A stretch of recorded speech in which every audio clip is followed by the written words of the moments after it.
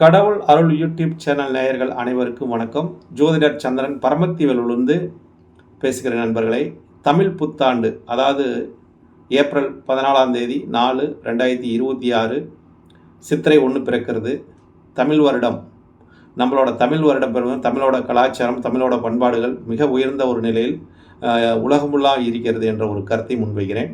அதேமாதிரி இந்த தமிழோட வருடம் இந்த ஆண்டு அனைவருக்கும் பொதுவான ராசி பலன் மூலமாக உங்களோட ராசிக்கெல்லாம் இந்த தமிழ் ஆண்டு எப்படி இருக்கும், எந்த மாதிரி ஒரு நிலைப்பாடு கொடுக்கும் என்பதை பொதுவான ராசி மூலமாக பொதுவான ராசி பலன் 12 ராசி வழியாகவும் உங்களோட ராசியை இந்த சேனல் வழியாக மனமகிழ்ச்சியுடன் மன சந்தோஷத்துடன் இதை பகிர்ந்து கொள்கிற நண்பர்களை அனைவரும் கேட்டுவிட்டு தங்களோட கருத்தையும் தங்களோட கமெண்டையும் தங்களோட லைக்கையும் மறக்காமல் இந்த சேனலுக்கு சப்ஸ்கிரைப்பும் மறக்காமல் பண்ணிடுங்க நண்பர்களே. ரிஷபராசிக்கு இந்த ஆண்டு தமிழ் ஆண்டு எப்படி இருக்கும்? ரிஷபராசிக்கு அது சித்திரை மாதம் முதல் நாள் 1ஆம் தேதி சித்திரை 1 பிறக்குது, செவ்வாய்க்கிழமை அன்று பிறக்குது. அதே மாதிரி 14/4/2026 செவ்வாய்க்கிழமை அன்று பிறக்குது.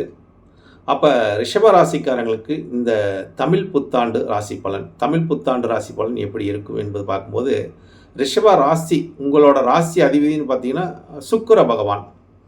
உங்கள் ராசிக்கு அதிபதி வரக்கூடிய சுக்கிர பகவான் சூரியனோட சேர்க்கை பெற்று 12ஆம் இடத்தில் உட்காந்துட்டார். அதாவது அயன சயன போகத்தில் உட்காந்துட்டார். யாரோட சேர்க்கை பெற்று? சூரியனோட சேர்க்கை பெற்று. அப்போ சூரியன் யார்? உங்கள் ராசிக்கு சுகாதிபதி போய் 12ல் உட்காந்துட்டான்னு வச்சுங்களேன். அப்போ உங்கள் ராசிக்கு 2ஆம் இடத்துல குரு பகவான், குரு பகவான் இருக்கார். அதுக்கு அடுத்தது 4ஆம் இடத்துல பார்த்தீங்கன்னா கேது பகவான். சுகஸ்தானத்துக்கு எனக்கு சுகமே வேண்டாம்ப்பா, ஆளை விடுங்கப்பா அப்படின்னு சொல்கிற மாதிரி இருக்குது. ஏன்னா எல்லா விரயத்தை கொடுக்குது அப்படிங்கிற ஒரு தன்மை இருக்குது.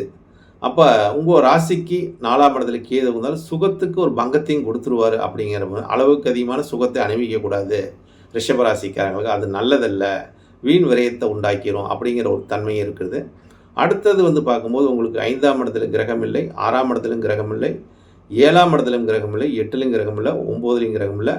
அடுத்தது பார்த்திங்கன்னா 10ஆம் இடத்துல பார்த்தீங்கன்னா கிரகம் எதுனா சந்திரன் ராகு எதில் 10ஆம் இடம் கர்மஸ்தானம், தொழில் ஸ்தானம், ஜீவனஸ்தானம் என்று சொல்லக்கூடிய சந்திரன் ராகு இருக்குது. அப்போ தொழில் எதை பிரம்மாண்டமாக செய்யலாமா, தொழில் எதை முதலீடு பண்ணலாமா, எதை பண்ணால் நமக்கு ஏதாச்சும் ஆதாயம் கிடைக்குமா? ஏன்னா தனாதிபதியாக வரக்கூடிய குரு பகவான் தனத்தை சொல்லக்கூடிய குரு பகவான் 2ஆம் இடத்துல தனஸ்தானத்தில் அமர்ந்திருக்கார். அப்போ லக்னாதிபதி ராசியாதிபதி வரக்கூடிய சுக்கரன் போய் 12ஆம் இடத்துல உட்காந்துட்டான். அப்போ ஏதாவது ஒரு லாபத்தை கொடுக்க விரயத்தை ஏற்படுத்துது அப்படிங்கிற ஒரு தன்மை, விரய செலவுகள் கொடுக்கும். ஏன்னா ராகுவோட சந்திரன் சேர்ந்தால் ஒரு பிரம்மாண்டத்தை ஏற்படுத்துறதுனால பிரம்மாண்டமாக ஏதாச்சும் தொழில் முதலீடு பண்ணலாமா, தொழில் செய்யலாமா அப்படிங்கிறது ஒரு ஆசைகள் மேலோங்கி இருக்கும் ரிஷபராசிக்காரங்களுக்கு. அந்த சூரியன் சுக்கிரன் சேர்க்கை பெற்றிருப்பது அரசாங்கம் மூலியமாக ஒரு செலவனை கொடுக்கும். அரசாங்கம் மூலியமாக ஒரு அபதாரத்தை கட்டக்கூடிய ஒரு தன்மையும், ஒரு பகை உணர்வை கெடுக்கும்.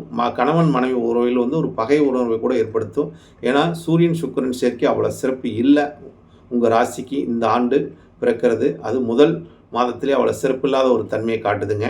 மிக கவனமுடன் இருக்க வேண்டும். எதுலேயுமே செலவுகள் அதிகரிக்கக்கூடும். தொழிலில் மிக கவனமாக இருக்கணும். அடுத்ததாக பார்க்கும்போது உங்களுக்கு 11ஆம் இடத்துல பார்த்திங்கன்னா செவ்வாய் பகவானும் சனி பகவான் புதன் பகவான் 3 பேர் 11ல் இருக்காங்க. அப்போ 2ஆம் அதிபதியும் 5ஆம் அதிபதியும் 11ல் இருப்பது ஒரு லாபத்தை கொடுக்கும். தனவரவு குடும்பத்தின் மூலியமாக ஒரு லாபத்தை கொடுக்கும் அப்படிங்கிற தன்மை இருக்குது. இருந்தாலும் அங்கே விரையாதிபதி இருக்கக்கூடிய செவ்வாய் அங்கே சேர்க்கை பெற்றிருக்கனால விரயத்தையும் கொடுத்துருங்க. அதனால் உங்களுக்கு ரிஷப ராசிக்காரங்களுக்கு இந்த ஆண்டு பார்த்திங்கன்னா ஆதாயம் பார்த்திங்கன்னா 4, 5 ஆதாயம், விரயம் பார்த்திங்கன்னா 14. அப்போ ஆதாயத்தோட விரயம் பார்த்திங்கன்னா 9 அதிகமாக இருக்குது. ஆதாயமே 5, விரயம் பார்த்திங்கன்னா 14 ரிஷபத்துக்கு. அப்போ விரயம் அதிகரிக்குதுன்னு சொல்லுது. அப்போ உங்களோட ராசி அதிபதியை பார்த்திங்கன்னா சுகத்துக்காக அதிகம் செலவு பண்ணுவீங்க. அதாவது ரிஷபராசிக்காரங்களும் சுக மேன்மைக்காக சுகத்துக்காக, இல்லாட்டி ஒரு வண்டி வாகனத்துக்காக வாங்கி செலவு பண்ணக்கூடிய தன்மை இருக்குது. இல்லாட்டி வீடு கட்டக்கூடிய செலவு தன்மை. இப்போ வீடு கட்டக்கூடிய ஒரு தன்மையில் இருந்தால் கூட பரவாயில்லைங்க, ஏன்னா அது சொத்தாக மாறிடும். ஒரு வாகனம் வாங்குறதுனா கூட அது நமக்கு ஒரு யூஸ் பண்ணுறோம். மற்ற செலவு வந்துச்சுன்னா தான் நம்மளால் தாக்கு பிடிக்க முடியாது அப்படிங்கிற. அதாவது வீடை கட்டும்போது அதில் கடன் வாங்கினீங்கன்னா தேவையில்லாமல் வட்டி கட்டி மாட்டிக்குவீங்க. ஒருத்தர்கிட்ட அவசரத்துக்கு ஒரு பணம் வாங்கினாலும் அதுலேயும் மாட்டிக்குவீங்க. அந்த மாதிரி அபராத வட்டியெல்லாம் கட்டக்கூடிய ஒரு தன்மையும் இந்த காலகட்டத்தில் கொடுத்து விடும். எது மூலிமா கொடுக்கும்னா, வண்டி மூலிமா கொடுக்கும், இல்லாட்டி வீட்டு மூலிமா கொடுக்கும், இல்லாட்டி சொத்து மேலே கடன் வாங்குவதனால கொடுக்கும். இந்த மாதிரி ஒரு நிகழ்வுலாம் கொடுக்கக்கூடிய ஒரு தன்மை இந்த சித்திரை மாதம் உங்களுக்கு பிறக்கும் போதே இந்த ஆண்டு, அதாவது விரயத்தை அதிகமாக காட்டுது. இந்த ஆண்டு உங்களுக்கு வரவுக்கு மீறிய செலவுகள் அதிகமாக இருக்குன்னு சொல்லுது நண்பர்களே. அதனால் ரிஷப ராசிக்காரங்களுக்கு, அதாவது இந்த ராசியில் பிறக்கிறவங்க பார்த்திங்கன்னா கிருத்திகை நட்சத்திரம், ரோகிணி நட்சத்திரம், மிருகஷீட நட்சத்திரம், இந்த 3 நட்சத்திரத்தில் பிறந்திருப்பாங்க. அப்போ இந்த 3 நட்சத்திரக்காரங்களும் இந்த ஆண்டு வந்து அதாவது எது செலவு பண்ணணும், எது செலவு பண்ணக்கூடாது, எதுக்கு கடன் வாங்கினா நல்லது, கடன் வந்து அளவுக்கு அதிகமாக கடனை வாங்காதீங்க, அது மூலிமா அபராதம் கட்டக்கூடிய ஒரு சூழ்நிலை வந்துடும். அதனால் கடனை கொஞ்சமாக வாங்கிக்கோங்க. கடனுக்கு வாங்கி தேவையில்லாத செலவு பண்ணி அதில் வந்து சிக்கலை உருவாக்கிடுங்க. உங்களோட வரவுக்கு மீறிய செலவு இந்த ஆண்டு உண்டாகுதுன்னு சொல்லுது ராசிப்படி.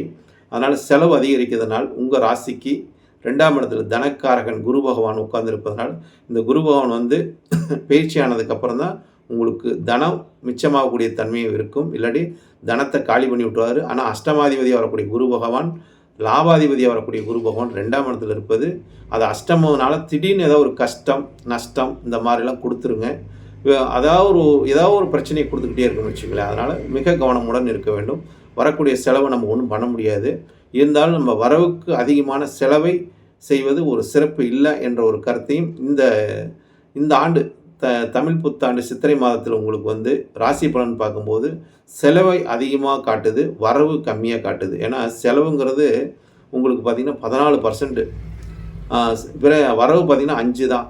5 வரவு 14 செலவுங்குதுன்னு காட்டுது. அப்போ உங்களுக்கு வரவோட செலவு அதிகமாக இருக்குது. அப்போ நீங்கள் ரிஷபராசிக்காரங்களுக்கு முடிஞ்ச வரைக்கும் எந்த அளவுக்கு செலவை குறைக்கணுமோ அந்த அளவுக்கு குறைச்சி உங்களோட வாழ்வாதாரத்தையும் உங்களோட குடும்ப மேன்மையும் எப்படி சுகப்படுத்தணும் என்பதை நீங்கள் விழிப்புணர்வோடு செயல்படுத்துவது, அதாவது குலதெய்வ வழிபாடையும் செய்வது உங்களுக்கு சால சிறந்தது. அதாவது ஒரு முறைக்கு 2 முறைக்கும் குலதெய்வ வழிபாடு, பௌர்ணமிக்கு போவது நல்லது, அமாவாசைக்கும் போவது நல்லது. இந்த 2 முறை நீங்கள் குலதெய்வ வழிபாடு பண்ணிட்டு வர உங்களுக்கு குடும்ப சேமிப்பு, குடும்பத்தினால் நன்மைகளும் ஏற்படக்கூடிய தன்மை ஏற்படும். நன்றி. கடவுள் அருள் டிவியை பார்த்தமைக்க நன்றிகள். மேலும் இது போன்ற தகவல்களை தெரிந்து கொள்ள கடவுள் அருள் டிவியை சப்ஸ்கிரைப் செய்யுங்கள். மறக்காமல் பெல் ஐக்கானை கிளிக் செய்யுங்கள்.